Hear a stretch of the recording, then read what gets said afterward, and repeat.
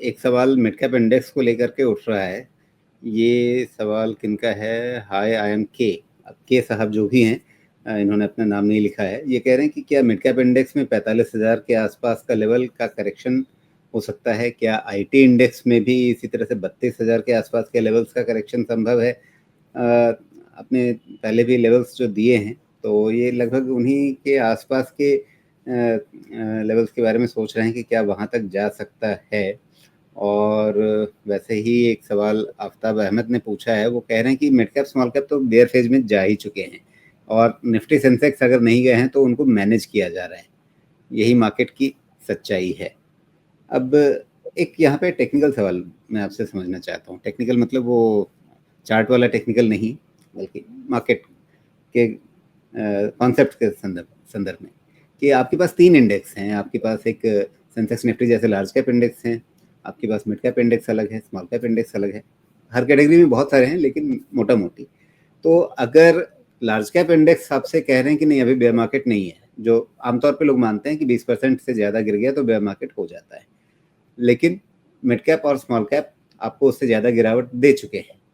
तो अगर broader market जो है, यानी मिड कैप और स्मॉल कैप, उसमें 20% से ज़्यादा गिरावट है लेकिन लार्ज कैप में नहीं है, तो इसको हम किधर माने? मतलब आधा ग्लास भरा हुआ माने या आधा ग्लास खाली माने? जी ठीक है। थियोरेटिकली ऐसा है राजीव जी कि कहीं पे भी एक तो ये समझ लें कि स्टॉक स्पेसिफिक बेयर या बुल मार्केट हमेशा ही चलता रहता है। एंड इंडेक्स पर से is just the representative of that particular segment, या तो मिड कैप है या स्मॉल कैप है, वो पूरा का पूरा सेगमेंट नहीं है, सिर्फ एक रिप्रेजेंटेशन है। वहाँ से आप एक जनरल आइडिया लगा सकते हैं। बाकी पूरा सेगमेंट में कहीं ना कहीं बेयर मार्केट बुल मार्केट चलता रहता है। मेरे अंदाजे में और मेरे रीडिंग में, चाहे वो लार्ज कैप हो, चाहे मिड कैप हो, चाहे स्मॉल कैप हो, तीनों में कहीं पे बेयर मार्केट, बेयर मार्केट जाने के लिए आपका पूरा का पूरा बुल मार्केट के लेंथ को कट करना होगा। और अगर उसकी करेक्शन अगर 62% के नीचे चली जाती है, जहाँ से ये ओरिजिनेट हुई है, तो आप मान सकते हैं कि फिर उसका बेयर मार्केट शुरू हो। मिड कैप इंडेक्स में किसी ने पूछा 45,000 जा सकता है। अभी तक तो स्ट्रक्चर नेगेटिव ही है, पॉजिटिव हुआ नहीं है। लेकिन साथ में मैंने एक चीज़ आप लोगों को काफ़ी समय से बोला हुआ है कि मिड कैप इंडेक्स के लिए जो इलेक्शन रिजल्ट डे का लो है, वो एक अच्छा प्लेस है बाउंस करने। तो कभी कभी ऐसा होता है कि मल्टीपल फैक्टर्स में से कोई एक काम कर जाता है। अगर ये काम कर गया तो हो सकता है कि यहीं से सपोर्ट मिल जाए, लेकिन अभी तक ऐसा कोई भी इंडिकेटर प्लेस में नहीं है जो कि कह दे कि ये जो यहाँ से सपोर्ट मिला है, ये सपोर्ट रुक जाएगा, मिल जाएगा।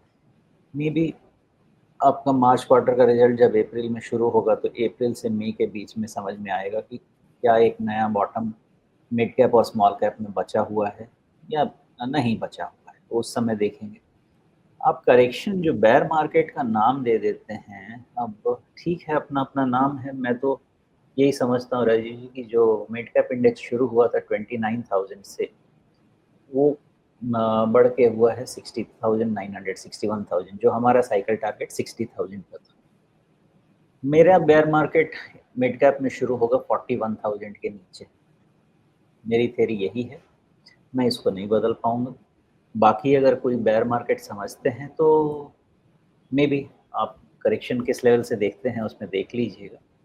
45,000 की पॉसिबिलिटी है क्या? हो सकता है, उसको इनकार नहीं कीजिए। वो पता चलेगा पर्टिकुलरली मिड कैप और स्मॉल कैप के लिए in the month of May, क्योंकि रिजल्ट्स जो नॉक करेंगे मिड कैप और स्मॉल कैप के, वो आपके मई में ही शुरू होंगे। First week second week of April से लार्ज कैप तो शुरू ही हो जाएंगे, आईटी से शुरू ही हो जाएगा।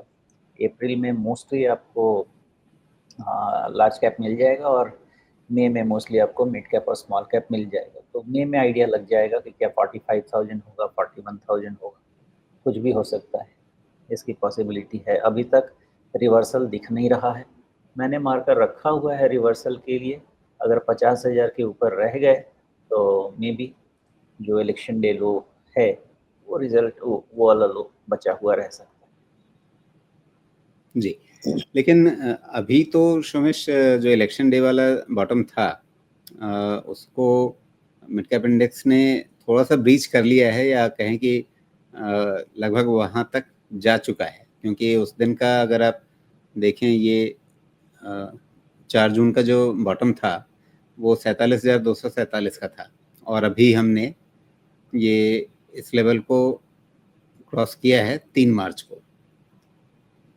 मैं क्लोजिंग बेसिस पे नहीं, बल्कि ओपन हाई लो क्लोज के बेसिस पे देख रहा हूँ। हाँ ठीक है राजीव, लेकिन मुझे ऐसा लगता है कि आपके जो इलेक्शन डे का जो लो है ना मिड कैप इंडेक्स का, वो क्लोजिंग बेसिस पे जिस दिन वायोलेट हो जाएगा, उसके बाद आप मान लीजिए कि 45 नहीं हो सकता, 41 भी आ जाएगा।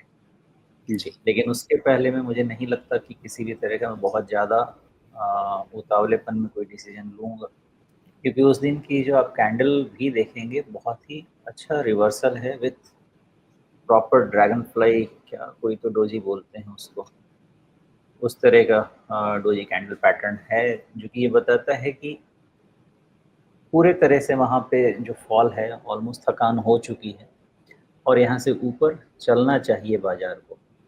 तो चांसेस हैं, देखते हैं 50 नहीं 51,000 के ऊपर देखते हैं। चांसेस रहेंगे कि वो भी एक स्ट्रॉन्ग सपोर्ट बन के निकले, लेकिन मिड कैप और स्मॉल कैप का डिसीजन मई के पहले मैं नहीं ले पाऊँगा, बिकॉज़ फंडामेंटल फैक्टर्स वहाँ पे ज़्यादा क्लियर हैं। जी, तो फिलहाल मिड कैप स्मॉल कैप में आपको नीचे की संभावनाएं खुली रखनी हैं, लेकिन इन लेवल्स पे कहीं एक सपोर्ट बन सकता है, और ये असमंजस आपको मई तक चलता रहेगा। उस समय तक पक्के तौर पे अपना मन बनाना, तब तक शायद मार्केट ही अपने लेवल से ही बता देगा कि वो क्या कर रहा है। शायद हमें उतना इंतजार भी एक ना करना पड़े।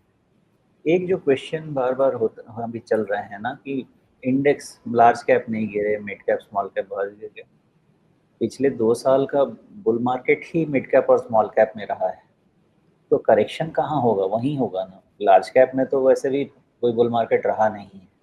आप देखें तो एफवाई 23 में -0.6% रिटर्न निफ्टी का, एफवाई 24 में 28%, और हमारा ये एफवाई खत्म होने को है 25, और इसमें हम हैं अभी नेगेटिव। तो अगर मान लेते हैं कि 3 साल में हमने 28% का भी रिटर्न लिया है, तो एवरेज 9% पर एनम का रिटर्न लार्ज कैप 3 साल में देके जा रहा है। तो लार्ज कैप में तो वैसे भी आपको समझिए तो एफडी प्लस 2% का रिटर्न लेके जा रहा है, तो फिर रिटर्न कहाँ दिया है इस इंडेक्स ने? तो करेक्शन क्यों होगा इसमें?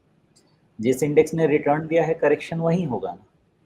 और करेक्शन है, डीप करेक्शन है, ये बिल्कुल पॉसिबल है, बिकॉज़ साइकिल टारगेट से रिटर्न हो रहे हैं और इसमें हैमरिंग सबकी हो रही है। बट मैं यही मानूँगा कि करेक्शन है, कोई रीज़न नहीं है मानने का। जो डेटा मैं पढ़ता हूँ, जितना डेटा मुझे समझता है कि मैं इसको बेयर मार्केट डिफाइन करूँ। मैं कभी बिल्कुल। नहीं इससे एग्री कर पाऊँगा कि 6.5-7% का $4 ट्रिलियन इकोनॉमी का आपका ग्रोथ चलेगा, 4% का इन्फ्लेशन रहेगा और हम बेयर मार्केट में चले जाएँगे। देखिए 10% क्रेडिट ग्रोथ हमारा चल रहा है, व्हिच इज़ 10 से 11 साढ़े 11%, which is a big negative. Big negative क्यों है? आपकी इकोनॉमी अगर नॉमिनल इकोनॉमी 12% पे ग्रो करती है, तो क्रेडिट फ्लो 12% पे आना चाहिए। लेकिन जो भी अभी फिस्कल एंड मॉनेटरी मैनेजमेंट चल रहा है, उसके कारण से क्रेडिट को थोड़ा सप्रेस करके रखा गया है। लेकिन अभी तो हाथ खुल गया ना, अब तो लिक्विडिटी आ रही है, क्रेडिट ग्रोथ आएगा, और एक बार आपका क्रेडिट ग्रोथ 15% के ऊपर चला गया, तो यही इकोनॉमी कमाल कर देगी। 1.25 टाइम्स ऑफ नॉमिनल जीडीपी, या up till 1.5 times of nominal GDP. आप आशा भी नहीं कर आप अंदाज़ा भी नहीं लगा सकते किस किस्म का ये कंजम्पशन बूम या consumption boom led GDP growth ला सकता है। दोनों चीज़ें एड्रेस हो रही हैं, उनको थोड़ा समय देना पड़ेगा। तो जैसा आपने बोला कि 5 साल की नेगेटिव फैक्टर्स हैं, मुझे ये फैक्टर्स ऐसे लग रहे हैं कि अगले 6 से 9 महीने में बहुत ज़बरदस्त इकोनॉमिक ग्रोथ देने के लिए जाते हैं।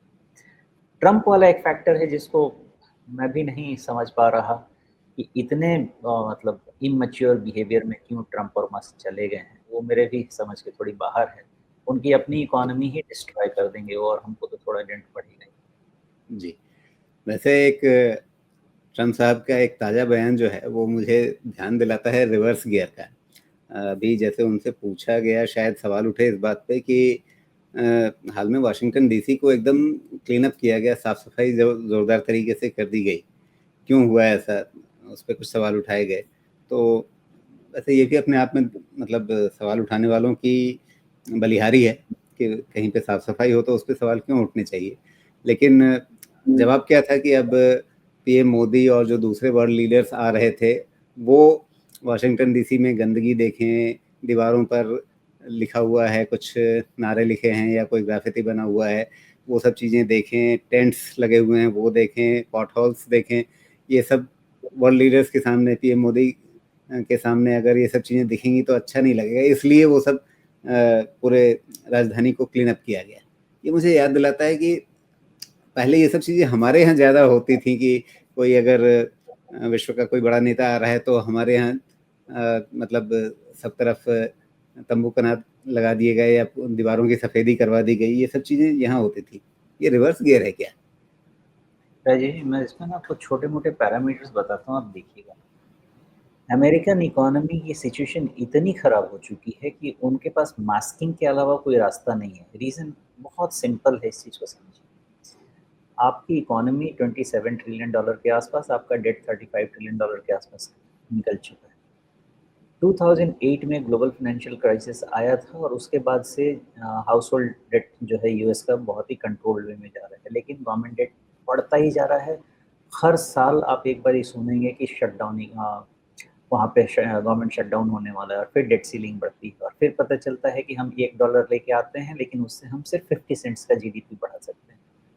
ये इस स्पाइरल में फंस चुका है यूएस की, इससे निकलने का कोई रास्ता ही नहीं है। जैसे ग्लोबल फाइनेंशियल सिचुएशन थी बिफोर 2008, जिसमें excessive leverage across the globe घूम रही थी, उसका रास्ता क्या निकला कि एक इकोनॉमिक ग्लोबल फाइनेंशियल क्राइसिस आनी ही आनी थी। एक क्राइसिस आई, जिनको उड़ना था उड़े, जो बचे वो आगे नए स्ट्रक्चर के साथ बढ़ेंगे। वैसा ही होता है यूएस की इकोनॉमी का भी सिचुएशन है, उससे बाहर निकल पाने का कोई पॉसिबिलिटी नहीं है। आप चाइना की इकोनॉमी को ही देख लीजिए। चाइना की इकोनॉमी मोस्टली सप्लाई साइड के हिसाब से ड्राइव की जाती थी। एक समय के बाद वो चाह भी रहे हैं तो उससे बाहर नहीं निकल के आ पा रहे हैं और आप देख रहे हैं कि पिछले 1 साल में चाइनीज़ गवर्नमेंट का फ़ोकस रियल एस्टेट से हट के कहाँ चला गया है, इंडस्ट्री की तरफ चला गया है। इसी तरह से यूएस अब टोटली बौखला चुका है, बिकॉज़ यूएस दादा है। 65% ग्लोबल ट्रेड को कंट्रोल करता है अपने करेंसी से। उसकी करेंसी रिज़र्व करेंसी है, गोल्ड जैसी है, सुनहरी है तो अंदर में कुछ जान नहीं लेकिन है सुनहरी। तो उनके पास सिर्फ अभी क्या है, एक पर्सोना बचा है कहने के लिए कि उनकी बहुत बड़ी इकोनॉमी है और बहुत ही शाइनिंग इकोनॉमी है, बहुत अच्छी इकोनॉमिक ग्रोथ है, लेकिन पीछे में जो ग्रोथ है ना वो डेट ड्रिवन है और वो डेट अब संभले नहीं संभल रहा है, संभले तो फटेगा। इसलिए ये मास्किंग कर रहे हैं और इसमें बहुत सारे गलत डिसीजंस होंगे। इस गलत डिसीजंस में मेरा ऐसा मानना है कि US economy will face a lot of trouble. 5 साल 10 साल हो सकता है, बहुत बड़े ट्रबल में यूएस इकोनॉमी फंसी रहेगी। इस डेट स्पाइरल से निकलने का उनके पास कोई रास्ता नहीं है। इसलिए जो आप कह रहे हैं ना, इस तरह की चीज़ें जो हंगामे दिख रहे हैं, अपनी गलती को छुपाने के लिए, जैसे होता है ना कि आपका ध्यान डाइवर्ट करना है, तो बस डाइवर्ट करने के लिए ही ये काम होगा। एंड इमर्जिंग इकोनॉमीज़, मैं तो उसी डेटा को समझने की कोशिश कर रहा हूँ। इमर्जिंग इकोनॉमी के डेटा ज़्यादा इम्प्रूव होंगे दैन डेवलप्ड इकोनॉमी।